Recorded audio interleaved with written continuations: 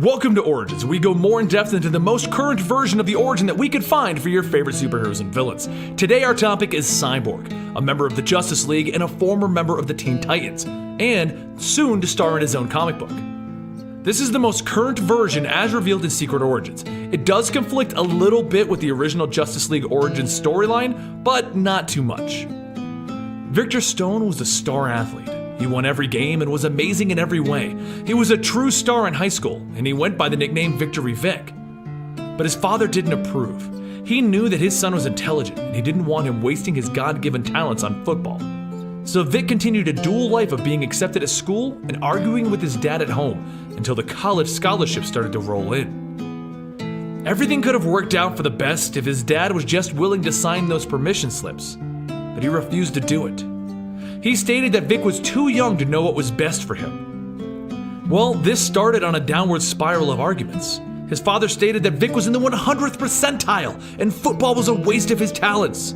If he just continued with sports, he'd be wasting his time. He just wants to support Vic in his mother's dreams for him. But that's what forced Vic to snap, and he stated that that's crap. Mom supported me through whatever I wanted, and she showed up to all of my games, unlike you.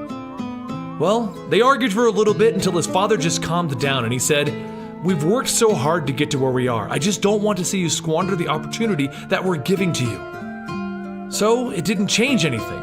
They still constantly fought over Vic's future, and the moment he turned 18, he moved out and he moved in with his friends.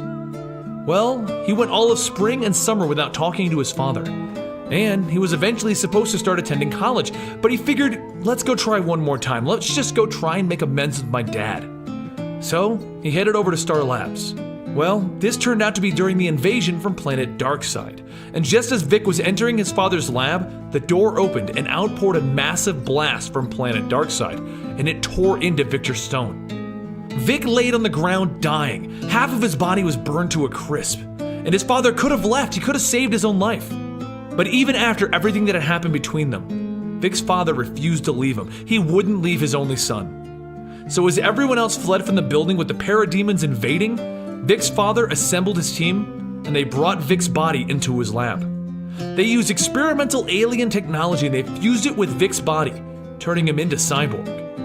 He woke up in shock at what he had become, and he quickly learned the basics of his abilities, and he helped the Justice League defeat the invading army. Eventually, as time went on, he became more of a machine than man, and they replaced more and more of his body, and it grew harder and harder for him to deal with it. But every step of the way, his father was there to give him a hand to get back up. Each day, Vic would wake up and see the monster that he considered himself.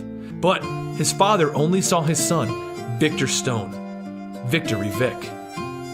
Now, Cyborg is really cool, and his powers are to be a cyborg.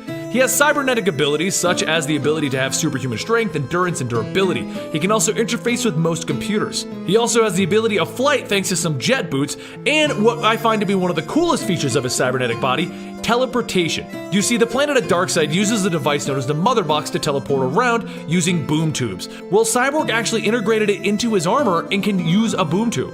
But sometimes it'll overload and just teleport everyone to Darkseid. Either way, Cyborg is really cool. I'm a huge fan of him.